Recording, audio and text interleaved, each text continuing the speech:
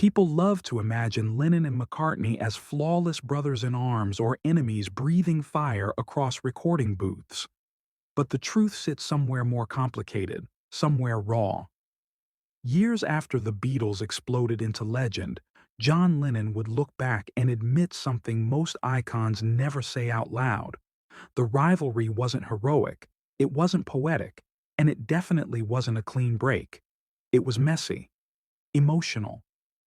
Two men carrying the weight of a miracle they created together, trying not to crumble under it. From the outside, millions imagined they were unstoppable, tied together like musical twins who shared one brain. Inside, Lennon felt pressure building like steam in a kettle no one could turn off. He wasn't battling Paul the musician or Paul the friend. He was battling the version of himself that the Beatles forced him to become. The leader, the rebel, the genius, the voice. And Paul? Paul was the organized one, the melody machine, the man who kept the circus standing when John wanted to torch the tent and walk into the night with his notebook and dreams of artistic rebellion. But here's where things twist. Lennon loved Paul's talent, envied it sometimes, needed it often, and hated needing anything from anyone, especially another man the world called a genius. Years later, Lennon confessed the truth didn't fit the fan-written fantasy. It wasn't war, and it wasn't peace. It was brotherhood with bruises. So when Lennon reflects later, there's no dramatic villain edit, no cinematic final showdown. Instead, he speaks almost softly, like someone remembering a friendship that went through fire but never truly burned to ash.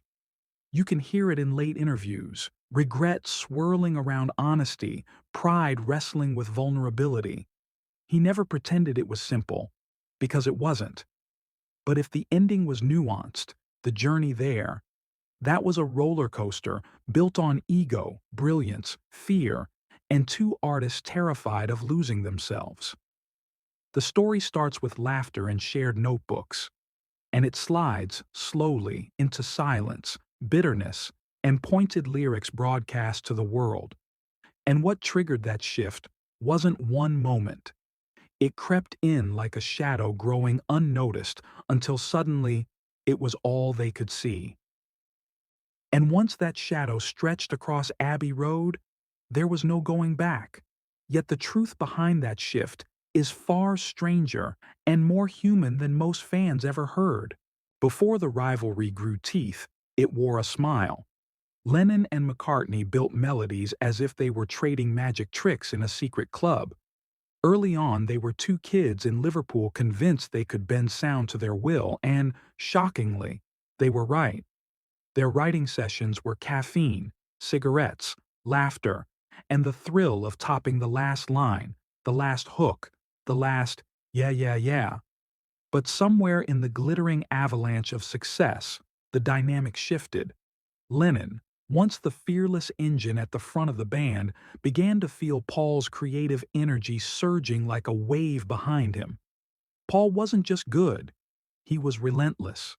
Songs poured out of him like water from a fountain that never clogged. While critics and fans chanted that Lennon was the voice of a generation, Paul quietly became one of the greatest melody architects in music history. And that, right there, set off sparks neither man fully recognized at first. Imagine being praised as the lightning bolt in rock and roll and then watching your bandmate turn into a thunderstorm. Lennon felt it. Paul probably did too. But instead of speaking it, they wrote it.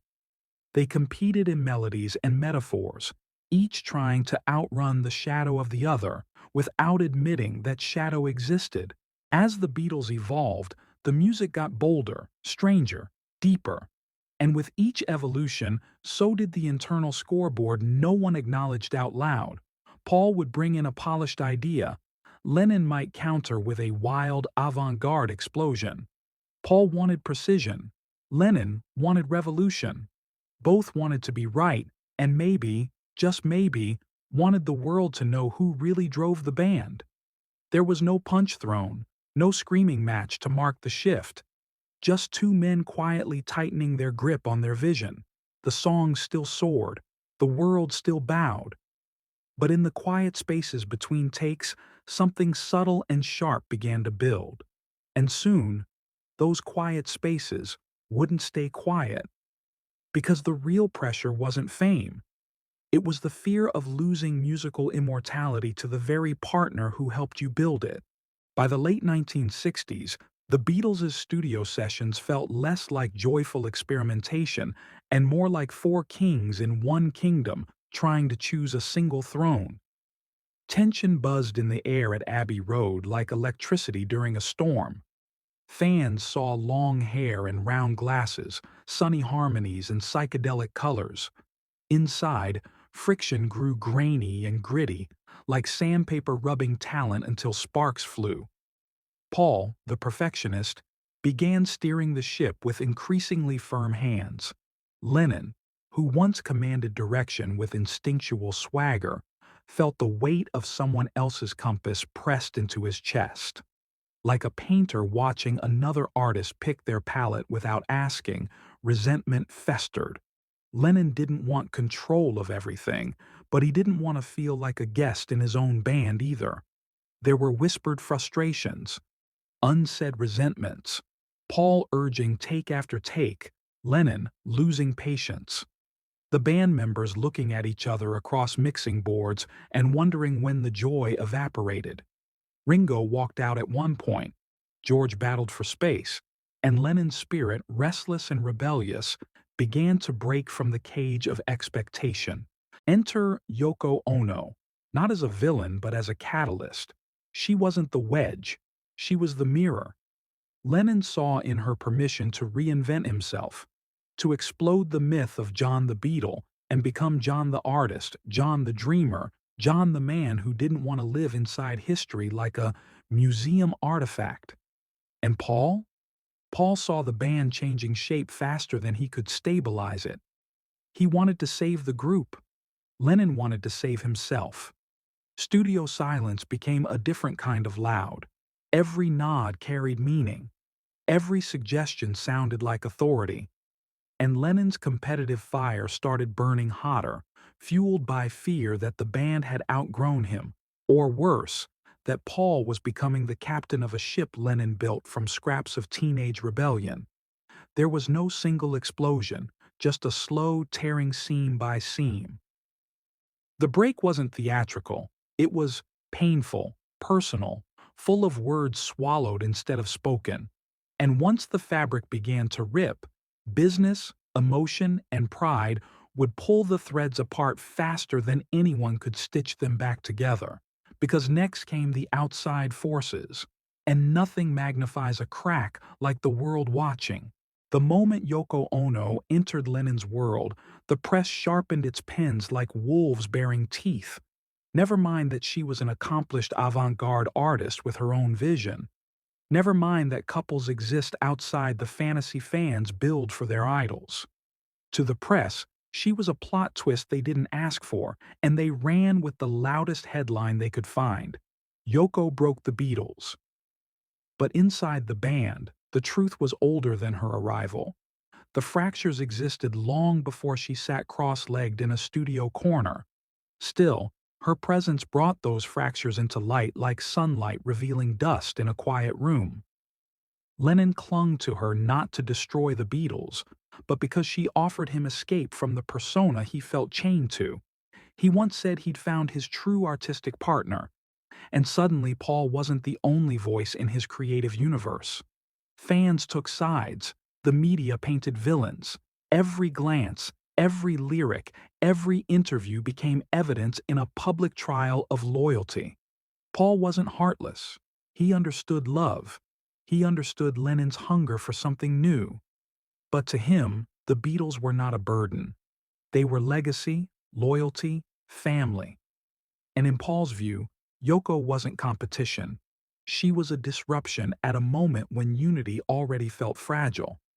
The press, though, didn't care about nuance. They wanted drama. They wanted a fall to match the rise. And Lennon, fiery and emotional, didn't bite his tongue. He defended Yoko fiercely, called out anyone who dismissed her. The more the world pushed back, the harder Lennon pushed forward, determined not to let his partner be erased. In that battle for respect, lines hardened. The media framed two titans in a silent war, even when the real narrative was far more tangled, far more human. Still, perception shapes history. And once headlines crowned Yoko the Y-band villain, Lennon's frustration turned into a roar that echoed through interviews, songs, and public moments the band couldn't hide from. And as the public story spun wildly out of control, business decisions arrived like gasoline on a fire. Because the emotional battle was messy enough, but the money battle? That would turn quiet resentment into open confrontation. If friendships bend under pressure, business breaks them. When the Beatles faced their financial future, the emotional tension finally gained a legal backbone. Paul wanted the Eastmans, his in-laws, to guide the band financially. Lennon threw support behind Alan Klein, the tough-talking industry storm who promised to guard their empire.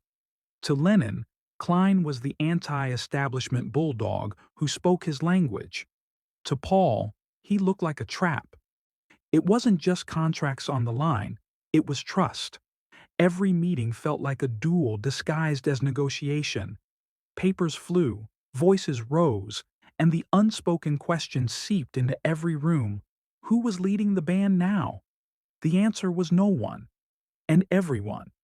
And that chaos spilled into music. Then came the public jabs. Lennon released How Do You Sleep? A track that didn't so much hint at anger as carve it into stone. Barbed lines, no metaphors hiding the sting. It was Lennon's frustration set to rhythm, his attempt to reclaim power, or maybe to wound the person he once shared nearly every lyric idea with. Paul didn't scream back publicly, but he wasn't silent either. He answered in subtler ways. A wink in a lyric here, a tone in an interview there. He called Klein, "not my cup of tea." He moved forward with wings of independence while Lennon fired cannons of rebellion. Fans watched like it was gladiator sport. The media loved every second. Lennon's song became a rallying cry for those who believed he was the spirit of the Beatles. Paul's silence, then success, became ammunition for those who saw him as the quiet strategist plotting his comeback. But here's the twist. Even in that storm, the hurt underneath was real. Lennon later admitted the song came from pain, not truth. A wound lashing out, not a philosophy carved in stone. He would say he still loved Paul, that he was angry at a system, a moment, a cage. Not the man who once harmonized beside him like a musical mirror. And while the world thought the feud peaked there, behind closed doors another story began taking shape. Private calls, quiet reflections, embers of friendship trying to glow again under the ashes of pride. While newspapers screamed rivalry and fans argued over who truly held the Beatles' crown, Lennon and Paul started speaking again. Not with fists or lyrics, but with late-night phone calls. Quiet conversations no camera crew could translate into headlines. Two men who once finished each other's musical sentences now trying to remember how to speak without bitterness. John would call unexpectedly. The tone wasn't always warm, but it was real. Moments of sharpness mixing with laughter, stories about kids, creativity, domestic life. Fragments of a bond neither could erase, no matter how many records they released separately. Paul later said those calls mattered. They weren't dramatic reunions. They were little doors reopening. Sometimes nostalgia showed up. Sometimes vulnerability. Lennon, stripped of Beatle mythology in his New York apartment, found comfort in hearing the voice of someone who knew him before history wrapped him in bronze. He once joked to Paul, privately, that people expected them to duel forever, like knights frozen in a painting. Paul laughed, because they both knew the painting never matched the truth. Rumors float around those years, whispers that Lennon admitted he softened long before fans realized it, that he admired Paul's songwriting more openly in private than he ever did in press clips. And Paul, in his own quiet way, never lost respect for the man who shaped half his artistic DNA. There were no grand apologies. That wasn't their language. Instead, an unspoken understanding. A return to a sort of emotional truce, like two brothers who stopped trying to choose who the real genius was and remembered the world only cared about them because they once believed in each other first. And that fragile reconnection grew stronger, leading Lennon into a new chapter of reflection. Because beneath the mythology of rivalry was something far more powerful, a truth Lennon himself would soon speak out loud, not as a Beatle, but as a man finally ready to face the past without armor. By the late 1970s, Lennon didn't sound like the rebel king of rock. He sounded peaceful, thoughtful, edges softened by fatherhood, love, and distance from the hurricane that once defined him. He began looking back not with rage, but with clarity. When interviewers poked the rivalry, hoping for sparks, Lennon often shrugged. Sometimes he laughed. Occasionally he corrected the narrative. He admitted Paul was extraordinary, called him a great man, a brilliant musician, said their competition wasn't hatred, it was fuel, like two rockets pushing each other higher. He confessed the anger came from insecurity, fear, identity struggles, and a bit of ego-fueled madness that success injects into artists who never asked to become symbols. One moment stands out in fan memory. Lennon telling an interviewer that if Paul made something great, he wanted to outdo it. And if he made something great, Paul would chase it. Not enemies, not saints. Just artists trying to outrun each other's shadows while secretly hoping the other never stopped running. That's not rivalry. That's respect disguised as combat. And Lennon began cracking jokes about reunion rumors. Said if they ever did play together again, fans wouldn't recognize them. They'd just look like two guys having coffee, laughing about bass lines and childhood dreams. He didn't shut the door on a future collaboration. In some interviews, he nudged it open, as if the universe might one day let them harmonize again without the weight of world history on their shoulders. That possibility, fragile and shimmering, is what haunts Beatles fans today. Because Lennon wasn't bitter anymore.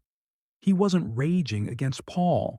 He was growing older, softening, looking at the world he once tried to shake and smiling at the absurdity of it all. And just when the air finally felt clear, when the rivalry seemed to have dissolved into fond memory and complex affection, history stole the chance for a clean ending. But Lennon left something behind before the curtain fell. The truth that friendship isn't ruined by conflict, only by silence. And he refused to stay silent forever. When John Lennon reflected on his feud with Paul McCartney, he didn't frame it as betrayal or tragedy. He framed it as growth. A rivalry born not from hatred, but from love, ambition, pressure, and the impossible task of being two young men who accidentally changed the world together. He once said they were like brothers, and if you ask anyone with siblings, the fiercest fights often come from the deepest bonds. They built an empire before they learned how to handle themselves as adults. They stood under the brightest spotlight humanity had ever created for artists.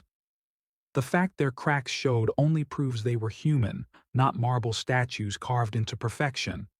Fans clung to the feud because drama sells. Media turned disagreement into mythology. But behind cameras and tape reels, Lennon softened. He looked back and didn't see an enemy. He saw the other half of a lifelong conversation that shaped global music. He admitted weaknesses. He celebrated Paul's genius. And he carried both frustration and affection like two sides of the same gold coin. The rivalry never truly defined them. The music did. The harmonies did. The history did. Two teenagers strumming guitars in Liverpool, dreaming big, became legends. But legends forget something fans don't always see. Legends are people first. In the end, Lennon left behind a final emotional truth. Time doesn't erase friendship, it reshapes it. It humbles ego. It heals bruises you once thought permanent. And sometimes the greatest love stories aren't romantic, they're artistic. They're messy, they're loud and painful, and then quiet and bittersweet. John Lennon and Paul McCartney weren't heroes or villains. They were creators trying to keep up with the myth being built around them. And in their final years, the myth cracked just enough for the real humanity to shine through. Their story isn't about a feud. It's about two artists trying to understand themselves, each other, and the world they accidentally shook to its core. And if anything remains after all the noise, all the debate, and all the decades, it's this. Greatness rarely comes without conflict, but true connection never dies.